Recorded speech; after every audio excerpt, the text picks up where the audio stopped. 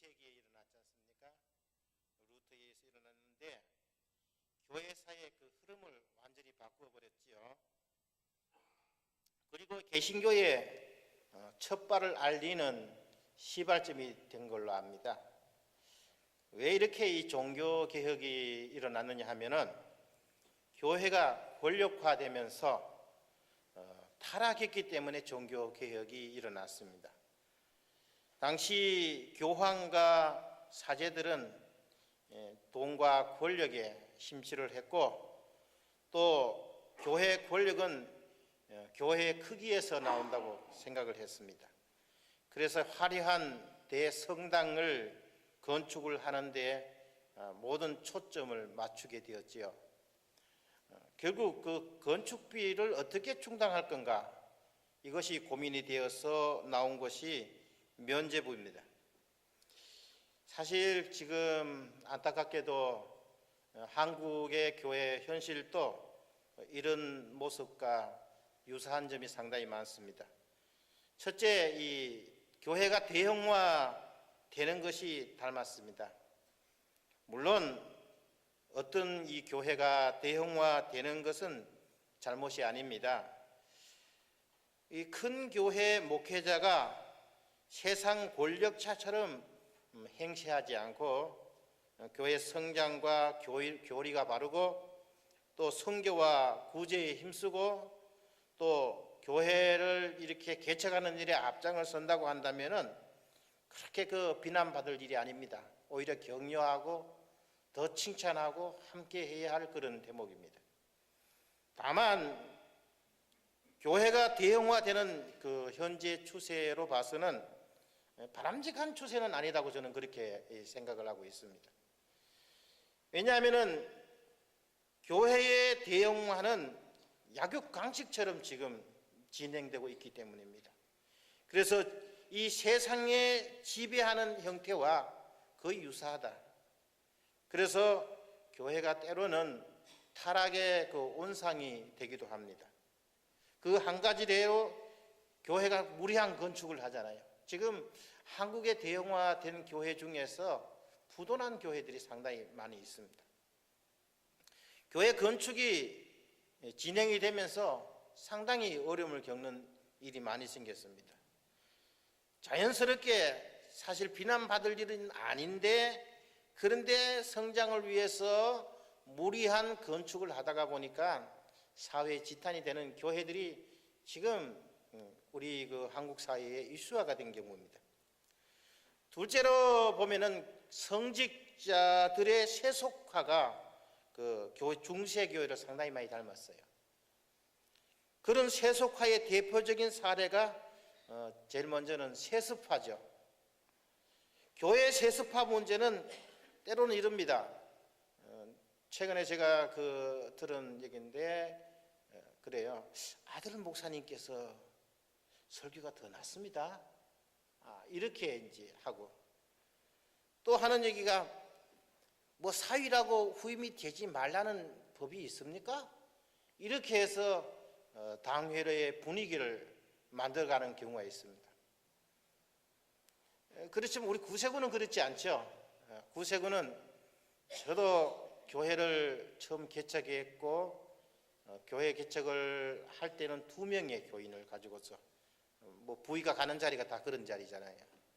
그 가서 전세교회 4층에서 있었고, 그리고 이제 교회 1층을 건축을 하고 또 한 2년 있다가 울면서 2층을 건축을 하고 또 3년 있다가 3층을 또 그 자리에 건축을 하고 또 그 과정 속에서 무료 급식 사업소를 그 나눔의 집을 하나를 만들고 또 그 옆에 푸드뱅크를 또 새로 만들고 또 그 시로부터 국고 지원을 받아가지고 그 아산시 그 자활센터를 만들고 또 교회 안에는 어린이집을 만들고, 사실 제 아들에게 물려주면 아들은 괜찮을 것 같아요.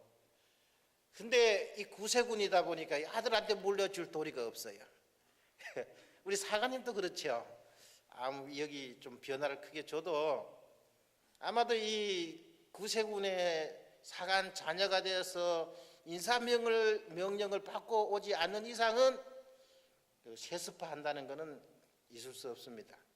지금 보면 한국 교회가 우리 같은 구세군을 좀 닮으면 어떨까? 이런 생각도 하고 있고요. 정말 이렇게 되는 것이 좋다고 생각하는 목사님들도 상당히 많습니다. 뿐만이 아닙니다. 지금 그러니까 10월, 11월 교단마다 총회장 선거가 있지 않습니까? 엄청난 타락 선거가 펼쳐지지요. 그래서 이제 이것이 그 중세교회하고 상당히 많이 닮았다. 더 가관인 것은 여기서 이제 이것이 잘못됐다, 이제 신문에다가 기고를 하게 되면 하는 소리가 있어요. 너만 잘났냐? 이거예요. 너만 그러냐? 이렇게 말합니다. 왜 이 교회는 잘못이었는데 세상의 매스컴이 이렇게 떠들어서 교회를 어렵게 하느냐? 이렇게 고압적인 자세로 지금은 이제 변해진 상황에 있습니다. 사실 이 교회들이 모여서 우리가 정말 우리 잘못을 회개합니다, 이 겸손한 자세가 되게 되면 전도의 문이 더 활짝 열려질 거라고 저는 믿습니다. 여러분, 또 한국 교회가 가지고 있는 현실이 기획 부동산이 이제 시장 구조를 지배하듯이 교회도 이제 기획하는 교회가 생겨나게 됐지요. 그렇게 되다 보니까 기획을 통해서 교회를 성장에 초점을 맞추려고 하는 경우가 상당히 많습니다. 그런데 이 기획이 지나치다가 보면은 교회의 그 순수한 그 열정이 사라지는 경우가 상당히 있습니다. 그 모든 폐단이 뭐냐면은 세상적 성공 원리에 교회가 초점을 맞춘다는 것이 문제가 되고 있습니다.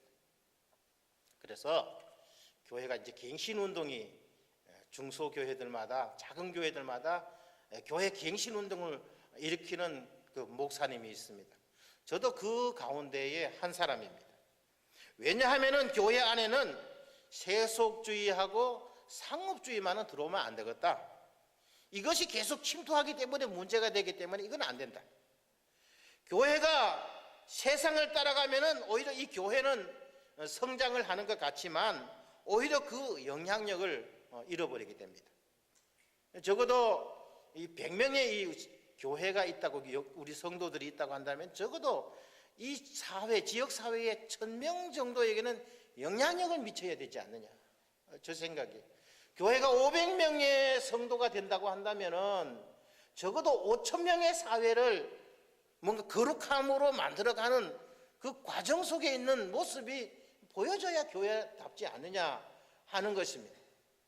그런데 그 영향력이 교회 숫자만큼 많아져야 되는데 그렇지 않다는데 그 문제가 있습니다. 그래서 이제 저와 여러분은 이런 환경, 이 절망적인 환경에서 희망을 만들어가는 사람이 되자. 따라합시다. 절망에서 희망을 만들자. 제일 먼저 이 교회의 갱신의 첫째 목표가 교회가 세상을 따라가는 이 물줄기를 돌려서 세상이 교회를 따라오도록 만드는 그런 중심에서는 교회가 되어야 될 줄 믿습니다. 그처럼 교회가 다시 한번 사회의 빛과 희망이 되게 하려면 과연 우리는 어떠한 믿음의 사람이 되어야 되느냐, 어떠한 하나님의 사람이 되어야 되느냐, 오늘 본문에서 이 이야기가 있습니다. 그래서 교회의 부흥을 이루기 위해서는 어떠한 사람이 되는 것이 중요하고 필요한지를 저는 오늘 말씀을 드리고자 합니다. 제일 먼저는 한번 따라해 볼까요? 옆 사람 손잡고 한번 해봐요. 영향력 있는 사람이 되자. 참 얼굴 보고 웃으면서 한번 해봐요. 영향력 있는 사람이 되자. 오늘 1절 말씀을 한번 보십시오. 하가랴의 아들 느헤미야의 말이라. 아닥사스다 왕 제20년 기스롤에 내가 수상궁에 있었더니 아닥사스다 왕 20년은 주전 445년을 가리키고 기스롤은 말하면 11월 중순쯤 해당되는 그런 달입니다. 이때 그 느헤미야는 수상궁에 있었는데 수상궁에서 무엇을 했느냐 하면 12절 말씀에 보니까 왕의 술관원이었다고 고백을 하고 있습니다. 이 당시 그 술관원은 엄청난 권력자입니다. 왜냐하면 왕의 독살이 흔했던 고대 왕국에서 술관원은 왕이 가장 신뢰하는 사람입니다. 권력에 가장 가까운 사람입니다. 그런 의미에서 느헤미야는 일종의 권력자였습니다. 느헤미야가 예루살렘 재건에 큰 역할을 할 수 있었던 이유는 그에게 권력과 배경이 있었기 때문입니다. 그리고 여러분 좀 권력을 좀 손에 움켜쥐실 수 있는 힘과 영향력을 좀 키우시기를 주의 이름으로 부탁을 드립니다. 물론 우리가 이 힘이 없는 작은 소수의 힘을 멸시하지는 말아야 되지만은 아무리 작은 힘을 가진 사람도 자기를 들여서 헌신을 하면 엄청난 파워가 나오잖아요. 그러나 같은 헌신의 상태라면은 힘이 있고 영향력이 있는 사람이 훨씬 더 큰 일을 할 수 있습니다. 저는 이 구세군 사역을 하면서 정말 힘이란 것이 얼마나 중요한가를 뼈저리게 체험을 해본 적이 있습니다. 이 구세군이 한때 우리 그 한국 구세군에서는 복합 선교를 많이 얘기했거든요. 제가 신임 부위를 달았을 때 그때 복합 선교의 얘기가 한참 많이 오고 갔고 저는 공무원 생활을 14년을 했습니다. 구세군 청년 전교도 했고요. 그리고 구세군 사역에 뛰어들면서 이것이 정말 좋겠구나 생각을 했는데 굉장히 힘들었어요. 왜냐하면 정부 정책을 저도 같이 경험을 좀 해봤지만은 만들어감에 있어서는 상당히 정말 그 공무원의 힘이 굉장히 컸거든요. 여러분 권력자가 되시기를 주의 이름으로 부탁을 드립니다. 현재 그 모습에서 우리가 안주하게 되면은 힘듭니다. 그러나 현재 모습에서 우리가 안주하지 말고 영향력을 키우려고 최선을 다하시기를 주의 이름으로 부탁을 드립니다. 그런 목적을 가지고 우리가 목적이 있어야 될 거 아닙니까? 그 목적을 가지고 사랑과 겸손과 헌신의 인맥을 좀 쌓아 주시기 바랍니다. 순수하게 윗사람과 선배들을 잘 섬겨서 배경도 많이 구축하시기를 바랍니다. 열심히 공부를 해서 지혜와 능력도 키우고 또 사업에도 성공해서 여러분 우리가 늘 말하던 거 있잖아요. 인권이라든가 영권이라든가 물권, 이 3권을 얻기에도 우리가 최선을 다해야 될 줄 믿습니다. 그래야 하나님 앞에 더욱 쓸모있는 제목으로 헌신할 수가 있습니다. 여러분 최근에 우리 뉴스에 보면 조직폭력배 있잖아요. 조폭들. 요즘 조폭들 깍두근 머리 하고 있지는 않거든요. 이 조폭들도 이 머리를 참 잘 써요. 요즘은 주먹을 가지고서 살던 시대는 지나갔다고 생각을 하고 있습니다. 칼로 위협을 해서 돈을 뺏는다는 것은 아주 유치한 일이 되어버렸습니다. 이 사람들은요 지금은 유통업에 뛰어들었죠. 또 유흥업을 장악을 했죠. 주식하죠. 금융하죠. 기획부동산을 하죠. 그 합법적인 사업을 통해서 돈을 벌게 되니까 정말 이 공권력을 가진 국가는요 딜레마에 빠져버렸어요. 이거는 우리 한국뿐 아니라 전 세계가 다 비슷할 겁니다. 이 조직폭력배들도 머리를 쓰는데 믿는 사람이 노력 안 하고 믿음 그러고 여러분 그렇게 해서 뭔가 뜻을 이룰 수가 있겠습니까?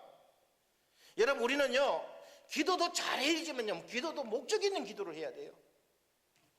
또 인간관계도 정말 멋지게 해야 돼요. 또 부모 노릇도 잘해야 됩니다.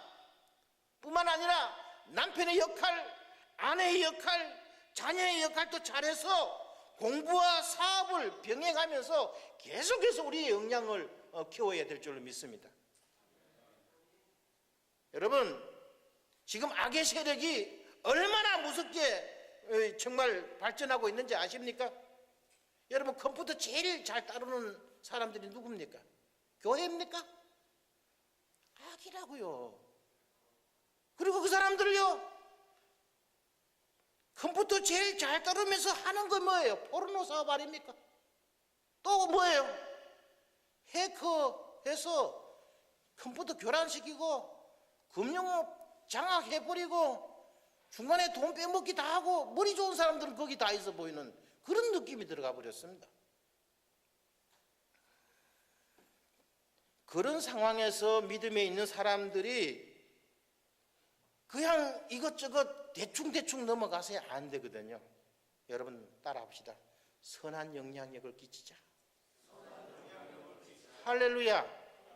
그냥 그 사람들 보고서 야, 이 세상 무섭다 소리 하지 말고, 그 사람들은 악의 영향력을 세상에 끼치는데 우리 믿음의 사람들이 선한 영향력을 끼치려고 아이디어를 개발을 하고 더 나은 조건을 만들어낼 수 있는 영향력을 키워야 될 줄로 믿습니다.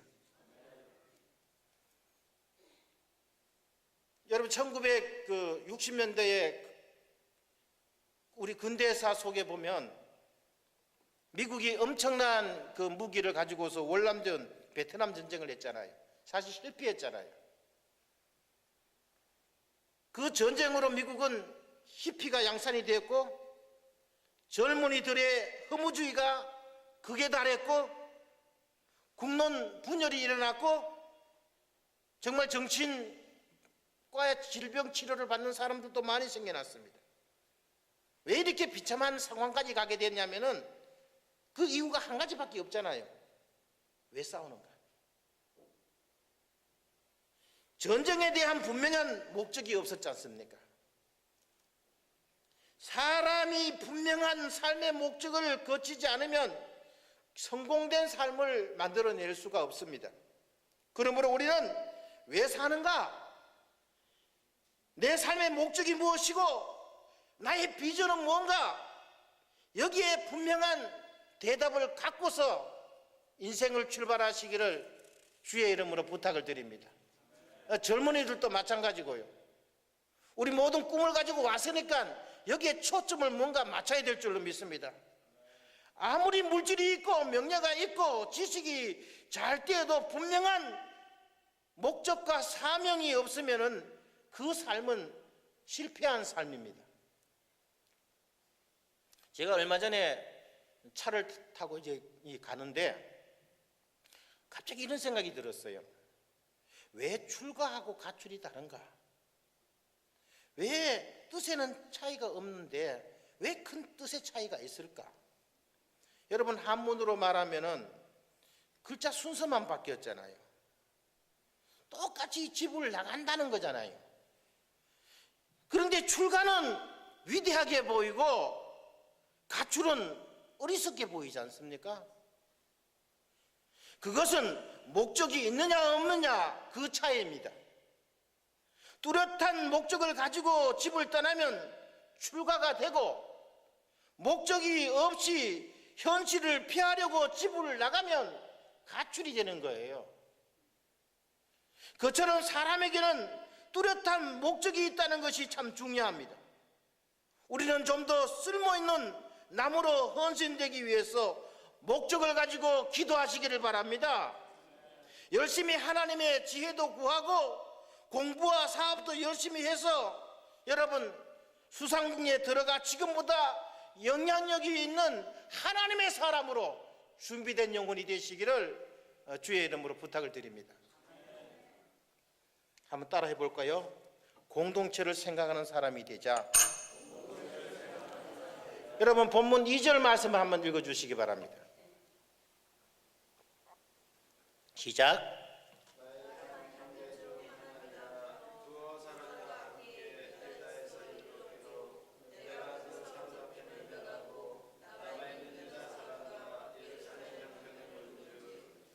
여기 보시면 하나니는 느헤미야의 친동생이었습니다.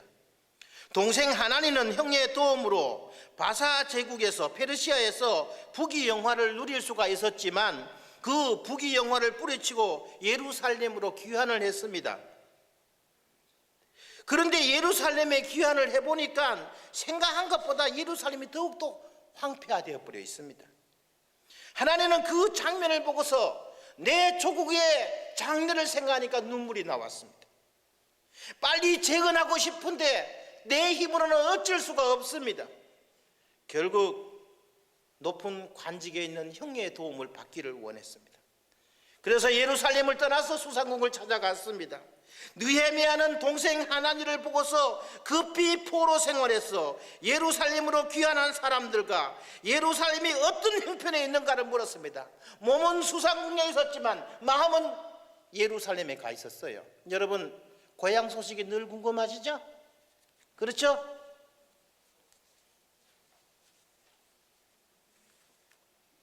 언제나 고향에서 한국에서 어떤 일이 일어나는가 정말 궁금하지 않아요? 듣고 있지요? 언제나 그 소식이면 쫑긋거리잖아요. 몸은 여기 있지만은 고국의 미래의 현실을 보면서 자랑스러울 때도 있지만 염려되고 걱정되는 것이 있는 것처럼 느헤미야도 동생 하나니로부터 들었던 예루살렘의 소식은 정말 슬픔의 소식이요, 눈물의 소식이요, 한숨의 소식이었고 이걸 어떻게 하면 될까 땅을 치고 똥국해야 할 그런 소식이었습니다. 그는 자기 혼자 잘 살기보다는 자기 백성과 민족을 생각하는 공동체 정신을 가진 사람이었습니다. 여러분, 우리도 이 느헤미야처럼 공동체를 생각할 줄 알아야 됩니다. 할렐루야. 자세히 보면은 신앙이 좋은 사람이 되게 공동체적인 영성을 가지고 있어서 나라와 민족을 생각할 줄도 알고 교회도 생각할 줄 압니다. 여러분, 기도하실 때 나라와 민족을 놓고 기도해 주시기를 바랍니다. 혼자만 잘 살겠다고 오지 않았잖아요. 나라와 민족을 놓고 기도해서 부강한 나라가 되도록 여러분 기도의 첫 대목에 좀 넣어주시기를 바랍니다. 그러나 반대로 남을 배려하면서 살 때 내가 행복하고 건강하게 된다는 것도 여러분 꼭 기억하시기 바랍니다. 어르신들은요, 혼자서 음식을 해 먹으면 맛이 없대요. 그렇죠? 그런데 어때요? 먹을 줄 자녀들이 오게 되면 이것저것 더 많이 준비를 하잖아요. 주부들도 마찬가지예요. 혼자서 먹으면 대충 먹어요.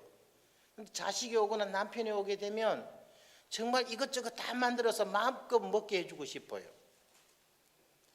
여러분, 남이 웃어줄 때 내가 행복한 거예요. 다른 사람이 옆에 함께 있어줄 때 내가 보람을 느낄 수가 있습니다. 오늘날에 한 효자가 평상 위에서 아버지와 함께 잠을 자고 있었습니다. 그런데 모기가 달려들었지만 쫓아내지 않고 그냥 피를 빨게 내두었습니다. 혹시 내가 쫓아내면 아버지가 이 모기에게 물려서 피를 뺏길까 봐 그랬대요. 이 공동체 생활을 하면서 그 마음 한번 가지고 더 이웃을 생각하고 남을 생각하는 배려의 마음을 갖고서 세상을 넓게 보시기를 주의 이름으로 축원을 드립니다. 힘든 일이 있지만은 내가 힘든 표정을 하면은 내 형제가 얼마나 상심할까 하고 미소를 짓는 성도가 진짜 아름다운 성도입니다. 어느 날 어버이날을 맞아서 두 아이가 저금통을 깨뜨려서 엄마 선물을 샀습니다. 큰아들은 어머니를 생각해서 스타킹을 샀고요. 둘째 아들은 아직 그런 나이가 안 돼서 내가 과자를 좋아하니까 어머니도 과자를 좋아하실 거라고 과자를 사줬습니다. 여러분, 따라합시다. 자기 중심적인 생각을 버리자. 여러분, 우리가요, 자기만 생각하면 축복은 있어도 행복은 없고 성공은 있어도 보람은 없고 삶의 재미는 있어도 삶의 의미는 없습니다. 오늘날 교회가 세상에 가르쳐야 할 가장 중요한 것은 남을 배려하는 삶입니다. 우리 믿는 사람들은 말 한마디로 남을 배려하면서 살아야 될 줄로 믿습니다. 사가님들 가운데는요, 제가 아는 한 사가님은 사투리를 전혀 쓰지를 않아요. 오랜 그 목회 생활을 하느라고 고향을 오랫동안 떠나 있었기 때문에 사투리를 안 씁니다. 근데 전혀 사투리를 못 쓸 줄 알았어요. 그런데 어느 날 그분이 전화를 걸었는데요, 형님하고 전화를 해요. 그런데 금방 사투리가 막 나와버리는 거예요. 여러분, 본인은 사투리가 쓰면 편하지만 보통 사람과 대화를 할 때는 남이 알아듣는 말을 하고 살았어요. 여러분, 성숙함의 표시입니다. 여러분, 월남전 얘기 아신지 모르겠네요. 경상도 출신의 소대장이 전투에 참여를 했어요. 폭탄이 날아옵니다. 소대장은 급한 대로 편한 대로 자기 말을 했습니다. 마카수구리! 이런 말을 한 거예요. 근데 그 말을 알아듣는 사람이 없어요. 절반이 죽어버렸습니다.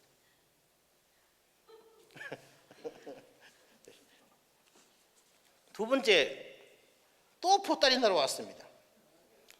하도 급해가지고 이번에는 또 했어요. 아시죠? 아까맨 키로. 아시는 분은 아실 거예요. 그건 뭐냐면은 아까처럼 해라 이겁니다. 늦게 웃는 거 보니까 충청도 사람들도 간혹 섞여 있네요.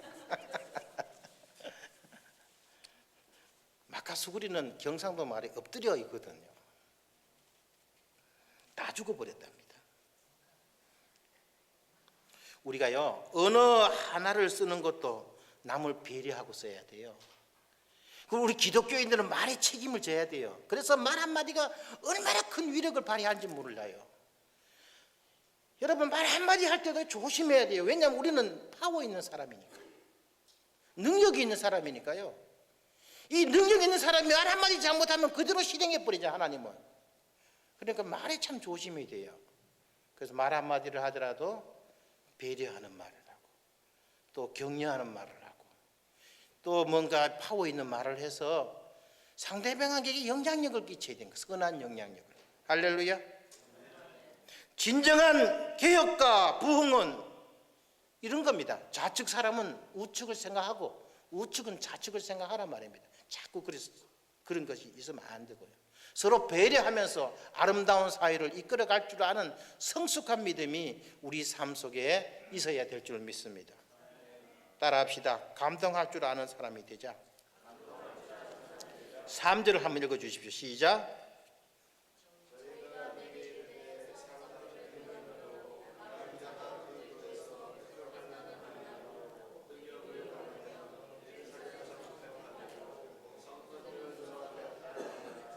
여러분, 그처럼 하나님으로부터 예루살렘 성이 해파되고 성문들이 다 불타버렸다는 소식을 들었을 때 느헤미야는 어떤 반응을 보이느냐 하면은 4절에 보니까 내가 이 말을 듣고 앉아서 울고 수일 동안 슬피하며 하늘의 하나님 앞에 금식하면서 기도를 했답니다.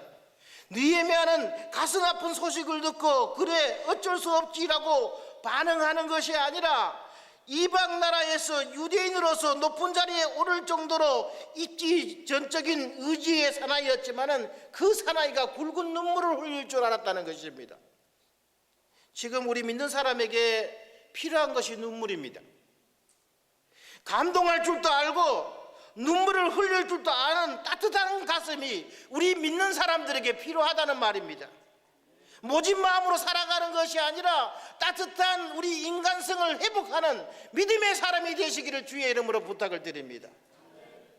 그처럼 남의 고통을 공감할 줄 아는 따뜻한 가슴을 가진 사람들이 우리 교회 부흥의 희망입니다. 그 영향력으로 교회가 부흥될 줄로 믿습니다. 우리 예수님께서는 십자가에 달리시기 전에 며칠 전에 예루살렘 성의 파멸을 예상하시면서 우셨잖아요. 여러분, 눈물은요 우리 영혼의 생명의 생수와 같은 근원입니다. 여러분 많이 우세요. 정말 이 교회에서, 이 강단에서 주님께 많이 우시기 바랍니다. 눈물이 가득 차고 넘쳐야, 그래야 축복의 문도 활짝 열릴 줄로 믿습니다. 저도 가장 큰 기도 제목 중에 하나가 이것입니다. 하나님, 우리 교회가 지역사회를 품고 예수 심장으로 살아가는 교회가 되게 해주십시오. 저도 그런 가슴을 품고 있습니다. 앞으로 하나님께서 어떻게 역사하실지 모르지만은 그 하나님의 역사를 기대하는 기쁨이 얼마나 큰지 모릅니다. 구세군을 여기 세울 때도 아마 그 큰 기쁨을 우리가 경험하고 싶어서 세운 줄로 믿습니다. 그래서 우리는 무엇보다 감동할 줄 아는 눈물의 기도가 있는 교회를 만들어야 될 줄로 믿습니다.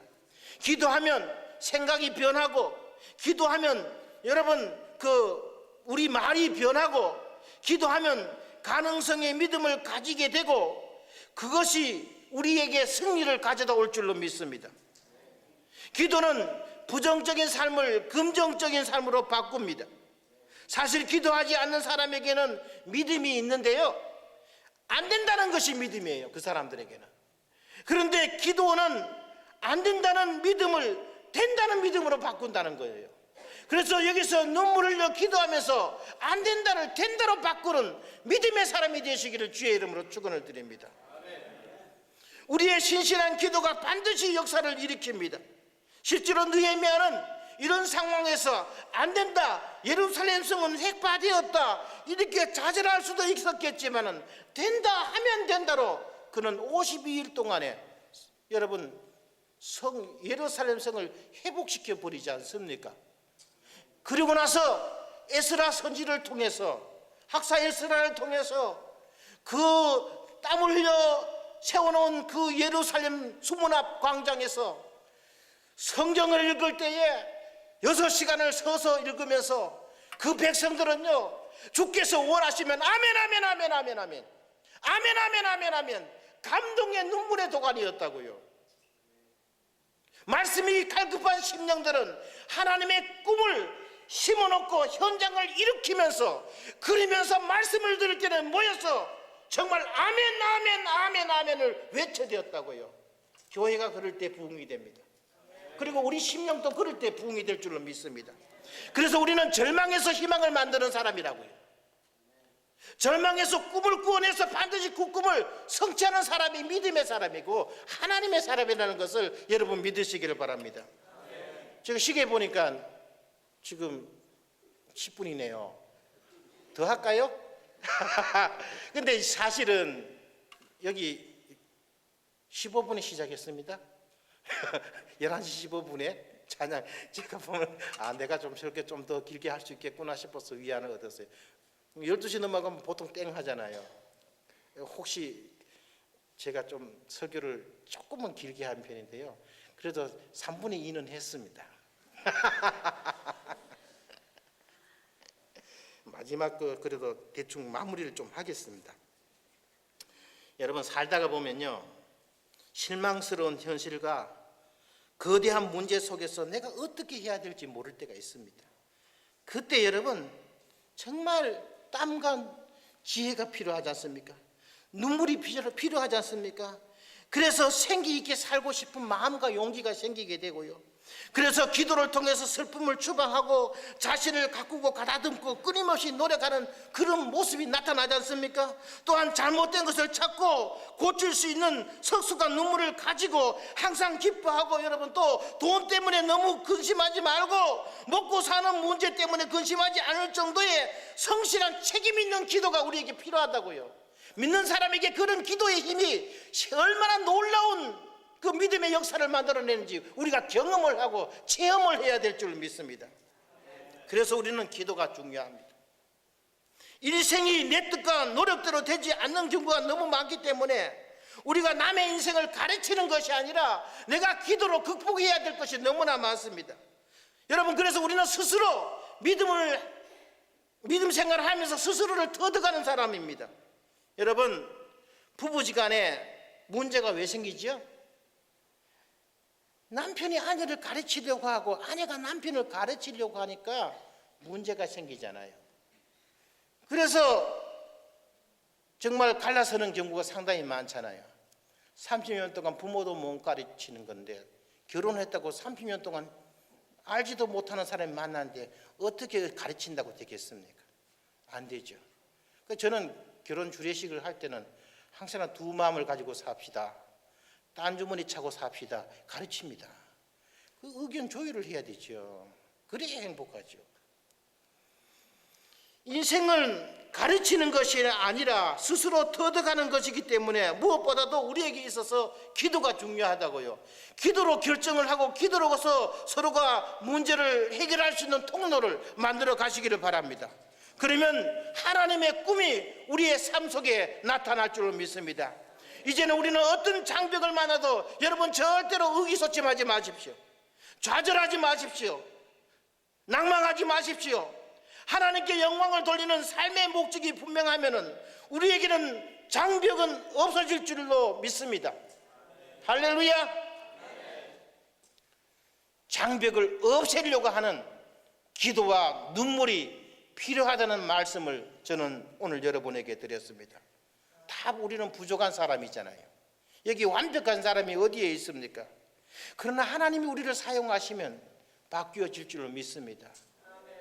사사기에 나오는 기드온도 얼마나 부족했는지 여러분 포도즙 틀을 짜는 그 속에서 곡식을 갈아 먹어야 하는 초량한 인생이었지만 주님께서 그를 부르실 때 큰 용사여 이렇게 부르셨잖아요. 하나님을 만나면 힘이 생길 줄 믿습니다. 나는 소침하고 나는 힘이 없고 나는 좌절하고 나는 어쩔 수 없는데 하나님이 힘을 주니까 용사가 되어버렸습니다. 위대한 이스라엘의 사사가 되어버렸어요. 초라한 인생이 하나님을 만나니까 변해버렸습니다. 나 같은 초라한 인생이 예수 만나니까 구세군 사관이 되어버렸어요. 여러분 마찬가지지 않습니까? 우리가 예수 만나면서 변해야 되는 거 아니겠어요? 꿈도 없고 희망도 없고 세상을 쫓아갈 수밖에 없던 사람이 예수 만나니까 주님의 사람이 되어버리고 하나님의 편에 서서 일할 줄 아는 사람이 되어버렸고 세상에 영향력을 끼치되 믿음의 영향력을 끼치는 하나님의 사람이 되어버렸어요. 우리가 하나님의 사람이 되면 놀라운 일이 일어날 줄 믿습니다. 다 구세군 사관이 되고 다 이것이 되는 것이 아니지만 그래도 내가 하나님의 사람이 되어서 어느 곳에 있든지 지역사회에 영향력을 끼칠 수 있다고 한다면 예루살렘 성이 회복될 줄로 믿습니다. 여러분 우리가 강하고 담대한 믿음을 가지고 땀과 눈물을 흘리고 기도하면 하나님의 놀라운 축복의 비가 우리를 통해서 내려질 줄로 믿습니다. 우리는 복된 인생을 살지 못할 이유가 하나도 없는 겁니다. 그래서 여러분 저와 오늘 한번 다짐합시다. 따라합시다. 그래? 한번 다시요. 제가 숙달이 안 되는 것 같아요. 우리 평택교회 교인들은 내가 이런 말 하면 딱 그대로 나옵니다. 그래! 오늘부터 새롭게 살아보자. 할렐루야. 할렐루야. 내 인생 이렇게 초라하게 끝낼 수 없다. 여러분 이렇게 하고 하면 다시 힘주시는 하나님 믿고 나가시기를 주의 이름으로 부탁을 드립니다. 저도 원래 나이가 56살인데요 어떤 날 자꾸 처량해져요. 왜냐하면 저도 저돌적으로 막 밀어붙이는 스타일이어가지고 개척교회를 시작을 하면서 사실은 그 지역사회에 영향력을 끼치자 해서 여러분 여기 뭐 우리 미국에도 뭐 이런 사회복지 그 시설이 잘 되어 있겠지만 저도 나름대로 한다고 했거든요.